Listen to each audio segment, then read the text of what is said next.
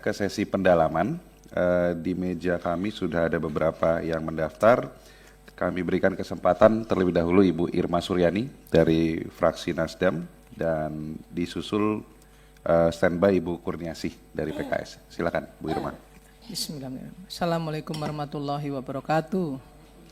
Pimpinan Komisi 9 yang saya hormati, kawan-kawan Komisi 9 yang saya cintai dan banggakan, Pak Menteri Kesehatan berikut jajaran, BPJS Kesehatan dan berikut jajaran, DJSN dan berikut jajaran, Dewas juga dan berikut jajaran semua. Yang pertama, saya sebetulnya ingin mengapresiasi apa yang sudah dilakukan BPJS Kesehatan untuk bangsa dan negara ini. Karena BPJS Kesehatan di periode ini, terus terang jauh sekali lebih baik dari BPJS sebelumnya. Banyak terobosan-terobosan yang sudah dilakukan, yang kemudian mempermudah akses pelayanan kepada masyarakat. Itu sudah kita bisa lihat bersama. Dan yang kedua, BPJS fungsinya kan sebagai juru bayar. Juru bayar. Tetapi yang harus diingat oleh BPJS dan Dewas ya, bahwa akuntabilitas. Ya, fraud yang dilakukan oleh rumah sakit itu perlu segera ditindaklanjuti dan dikawal sampai ke proses pengadilan. Karena kalau tidak dikawal, ini bisa banyak hengki-pengkinya nih, nggak selesai. Ya, sama seperti ketika misalnya BP POM menangkap orang-orang yang sudah melakukan kesalahan di ya jualannya nggak bener lah gitu ya, kemudian digerebek dan ditangkap, diserahkan ke pihak yang berwajib, tapi ya seperti yang kita tahu bersama ya, dendanya hanya 100.000, hukumannya cuma 1 bulan. Nah ini yang seperti ini juga harus dikawal oleh BPJS dan Dewan Pengawas BPJS. Yang ketiga, saya ingin menyampaikan juga terkait dengan kepesertaan. BPJS harus jemput bola. Bicara dengan Pemda, ya. Dulu kan ada Jamkesda, Jamkesmas. Nah, tolong bicara dengan Pemda, mereka juga harus bisa memberikan bantuan iuran untuk peserta BPJS di daerah, sama seperti ketika mereka misalnya mengeluarkan anggaran untuk Jamkesda, Jamkesmas.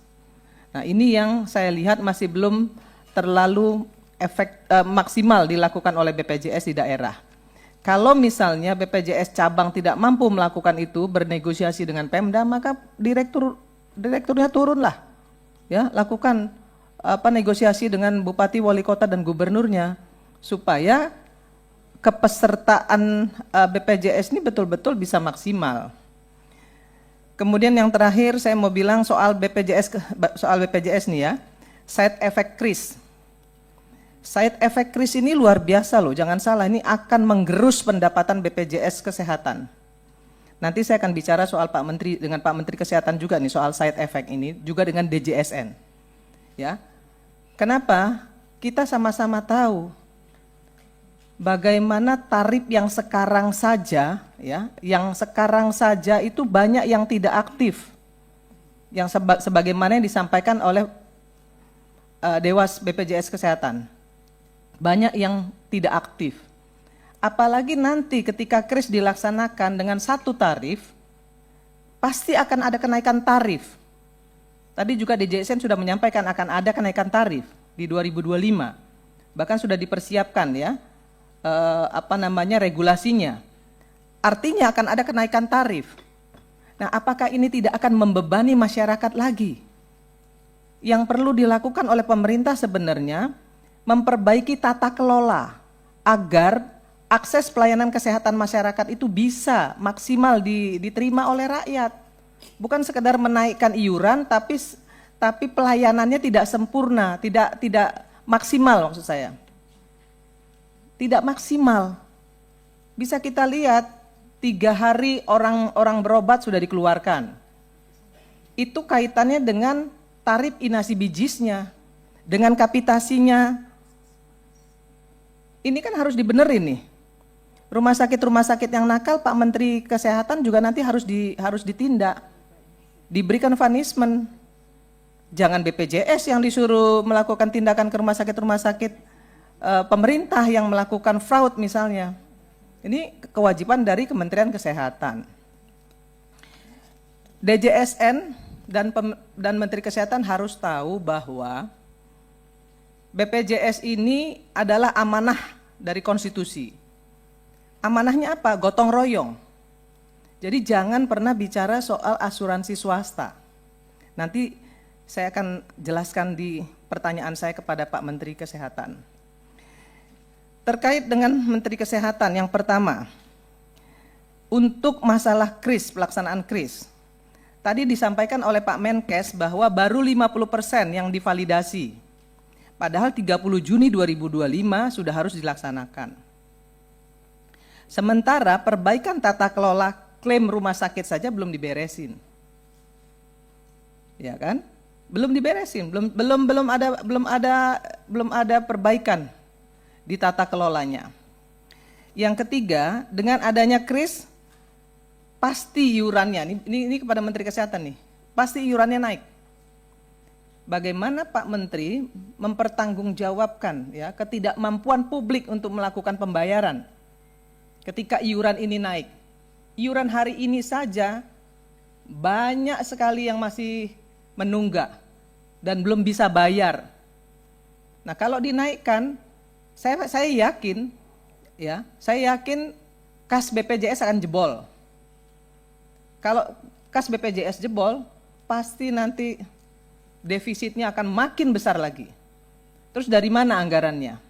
Ini Pak Menteri Kesehatan harus bertanggung jawab nih soal ini. Ya, kemudian yang keempat, dinyatakan di presentasi Pak Menkes, Sumsel itu semuanya sudah selesai. Ya, hanya satu yang belum selesai, pelaksanaan KRIS di Sungai Lilin. Padahal saya tahu persis, karena itu dapil saya. Di sebelah saya ada Ibu Bupati nih. Ini ada Ibu Bupati di Lahat. Suaminya adalah Bupati Lahat. Di Lahat itu belum, persiapan KRIS belum dilakukan. Kenapa kok di laporan Pak Menteri tinggal satu yang belum? Ini kan penipuan publik nih. Ini laporannya dari mana Pak Menteri?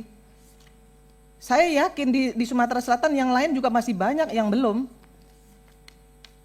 Ya, di Lahat ini ada orangnya nih, Ibu Menteri, Ibu Bupati loh. Ya, jadi harus jelas dulu nih laporannya, jangan asal tulis. Yang kelima, kenapa kuratif tinggi? Kenapa biaya pengobatan kita tinggi di 2025 sehingga BPJS defisit? Tadi sudah disampaikan oleh Direktur BPJS dan Dewas BPJS, kenapa defisit? Tapi saya ingin sampaikan juga bahwa artinya kalau kuratifnya tinggi, bisa saja salah satu alasannya dari alasan yang sudah disampaikan Pak Dirut BPJS dan Ketua Dewas BPJS adalah promotif preventifnya nggak jalan atau belum maksimal dilakukan. Ya. Jadi promotif preventifnya nggak maksimal nih. Ukurannya jelas kok. Ukurannya kuratifnya tinggi. Artinya promotif preventifnya tidak maksimal dilakukan, tidak jalan. Itu yang kelima. Yang keenam, soal insurans. Yang kemarin gaduh, ya Pak Menteri sampaikan ada asuransi swasta yang bisa membackup kawan-kawan BPJS yang menengah ke atas lah misalnya. Pak Menteri harus tahu bahwa Undang-Undang DJSN itu adalah amanah konstitusi di mana di situ dinyatakan bahwa kegotong royongan, yang kaya menggotong yang miskin. Itu yang diamanahkan oleh konstitusi. Soal kemudian kuratifnya tinggi, ya pemerintah harus bertanggung jawab. Dari mana uangnya? Banyak pos-pos yang bisa dilakukan kok, yang bisa menanggulangi iuran BPJS ini. Salah satunya adalah cukai rokok. Cukai rokok itu kan bukan pajak, tapi adalah anggaran dana kesakitan masyarakat akibat rokok.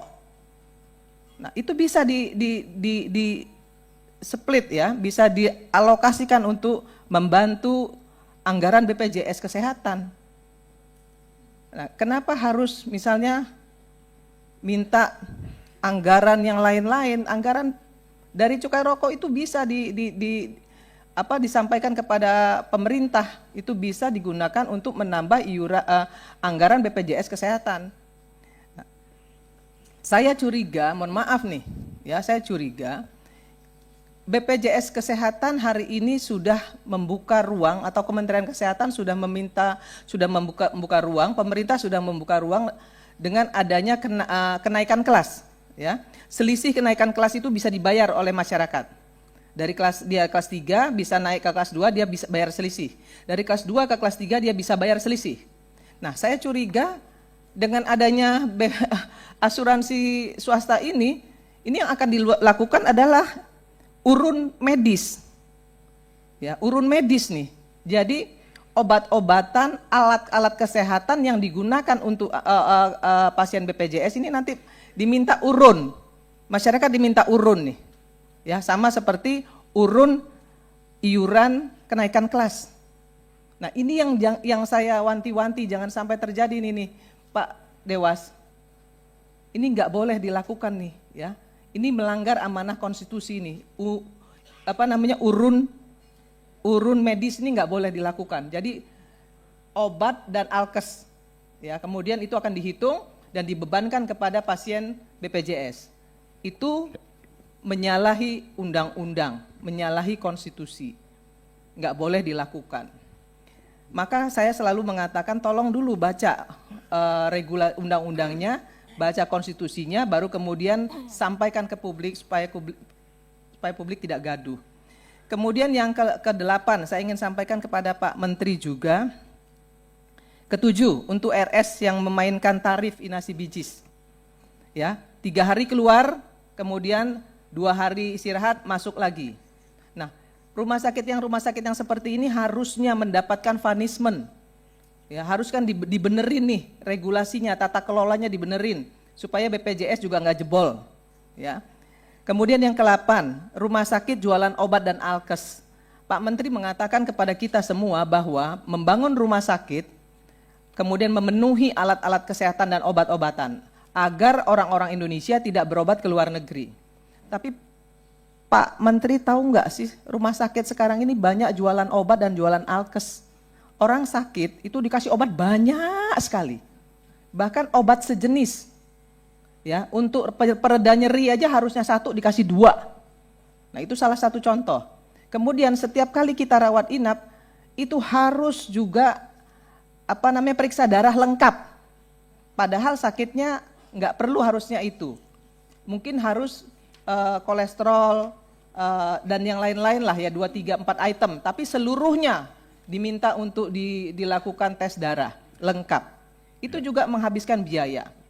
Bu Irma, kemudian kalau boleh dipersingkat. Enggak, satu lagi, Pak. Nah, ini perlu penting saya sampaikan, Pak. Makanya yang selanjutnya penjualan alat-alat kesehatan loh, Pak. Yang harusnya nggak operasi harus operasi. Kan ini juga harus diberesin dengan Menteri Kesehatan. Nggak boleh seperti ini. Artinya tata kelola rumah sakit juga harus dibenerin. Kalau nggak mau BPJS Kesehatan jebol, nggak mau orang Indonesia berobat ke luar negeri. Saya kira ini yang bisa saya sampaikan kepada Pak Menteri. Satu lagi terakhir ini ya, side effect check up gratis. Kan check up gratis ini untuk yang ulang tahun. Tapi apakah Pak Menteri sudah menyiapkan anggaran untuk side effect-nya? Kalau kemudian diketahui masyarakat ini mengidap penyakit A, B, C, dan D, dan ada tindak lanjut dari pengobatan, anggarannya sudah disiapkan atau belum? Itu saja pertanyaan saya, dan mudah-mudahan Pak Menteri Kesehatan, DJSN, BPJS Kesehatan, dan Dewas memahami apa yang saya sampaikan dan kemudian tindak lanjuti, agar tidak sampai terjadi defisit anggaran di BPJS Kesehatan maupun pelayanan akses kesehatan oleh masyarakat menjadi berkurang karena persoalan kris yang belum selesai ini. Saya kira itu yang bisa saya sampaikan. Saya tutup dengan wallahul muwaffiq ila aqwamit thoriq. Assalamualaikum warahmatullahi wabarakatuh. Salam. Terima kasih Bu Irma. Selanjutnya Ibu Kurniasih dan standby Ibu Neti. Baik, terima kasih banyak Ketua, Pimpinan, dan anggota Komisi 9 DPR RI, Pak Menteri, beserta jajaran, pimpinan